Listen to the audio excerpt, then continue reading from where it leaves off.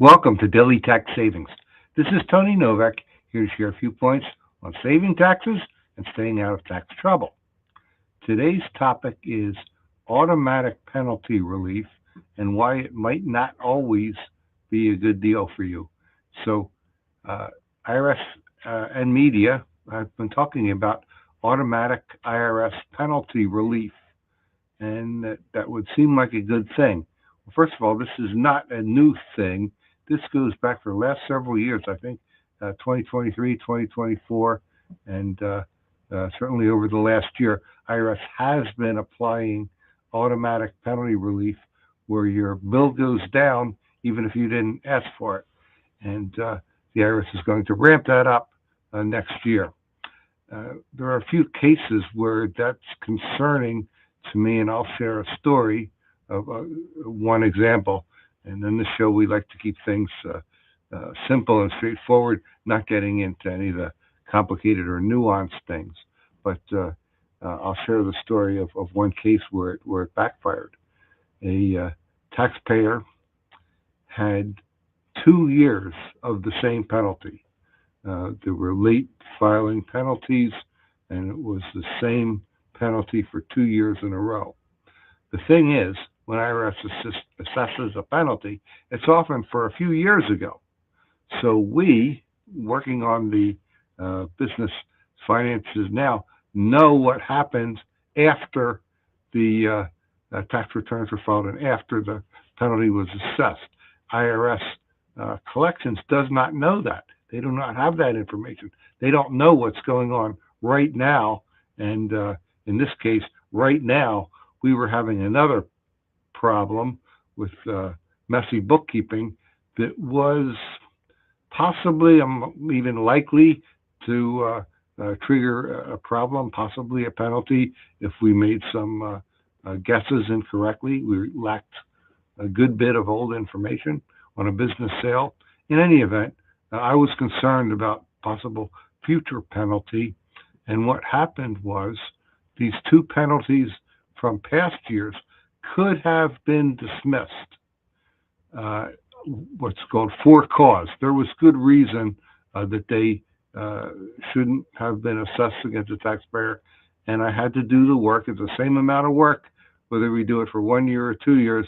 But in this case, when I looked, the first year had been automatically dismissed under the automatic relief, and so I was just working on the second year. Would have been the same amount of work to get both years dismissed for cause. And in this case, at one point, somebody at IRS even asked, or didn't know that it was an automatic. They said, "Why did you ask for automatic penalty relief when you had for cause?" I said, "No, I didn't. I didn't ask. I wasn't even involved in the case then. So it was automatic and sort of worked against us." So in this case, it looks like any future penalty will not be eligible for automatic penalty relief because you only get to use it once every 3 years. I'm not sure that that's something everybody knows, but that was the case here, and it was used up. It's gone forever, and that type of penalty relief would not be available. So in this case, the automatic penalty relief may have backfired.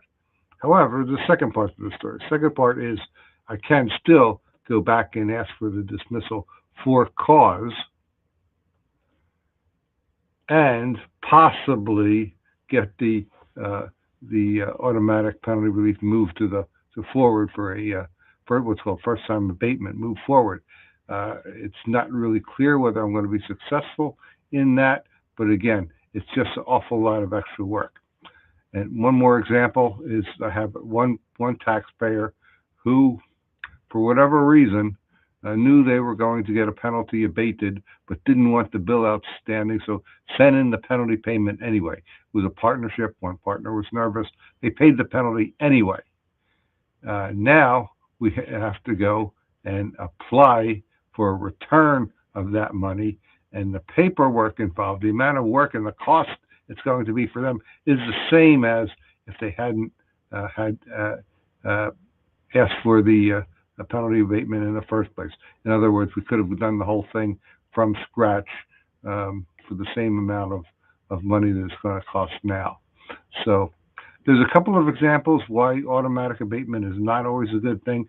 Best advice is if you owe taxes, keep an eye on get a copy of your online transcript or have somebody like me get a copy of it and monitor it. Hope that helps. Hope it's not too confusing. I know it's a little bit of a messy topic, multiple moving parts. But if you have any thoughts, comments, or feedback, I'd love to hear. Or if you want to talk one-on-one about your own tax situation, that's easy to do. Find me at taxproblems.cpa website, and we can schedule a time to talk. I'll be back tomorrow.